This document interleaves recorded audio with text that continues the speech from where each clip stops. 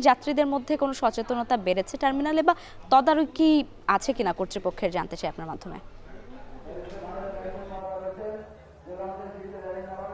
ধন্যবাদ। আপনি যেমন বলছিলেন যে দক্ষিণাঞ্চলের ঘরমুখো মানুষের যে একটি ভিড়, সেটি ভোর থেকে ছিল এবং আমরা ভোর থেকে সংবাদ সংগ্রহ করছিলাম এই সদরঘাট লঞ্চ টার্মিনালে।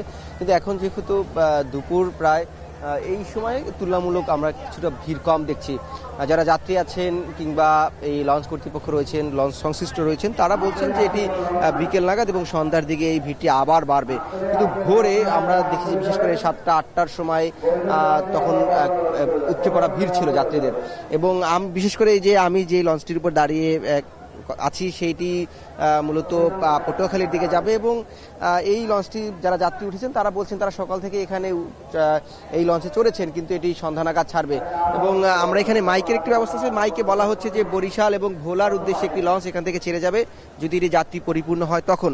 এবং বেশ একাধিক লঞ্চের কর্তৃপক্ষের সাথে আমরা কথা বলছি, তারা বলছে যে তাদের আসলে নির্দিষ্ট কোনো সময়সীমা নেই, যদি যাত্রী পরিপূর্ণ হয় তখন তারা ছেড়ে দেবেন।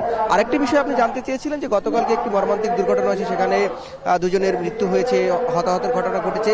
সেটি নিয়ে যাত্রীদের মধ্যে এক ধরনের সচেতনতা আমরা দেখেছি। তারা আজকে যখন চড়ছে তারা সাবধানতা অবলম্বন করার চেষ্টা করছেন এবং এই আইন শৃঙ্খলা বাহিনীর সদস্য যারা রয়েছে তারাও এখানে সচেতনতামূলক কার্যক্রম চালাচ্ছে। এবং যেটি বলছিলাম, যেখানে একটি মাইকের ব্যবস্থা করা হয়েছে, সেখানে কিছুক্ষণ পরপর নানান দিক নির্দেশনামূলক কথা বলা হচ্ছে, যাত্রীদের দিক নির্দেশনা দেওয়া হচ্ছে, তাদের শান্তভাবে লঞ্চে ভ্রমণের জন্য আহ্বান জানানো হচ্ছে।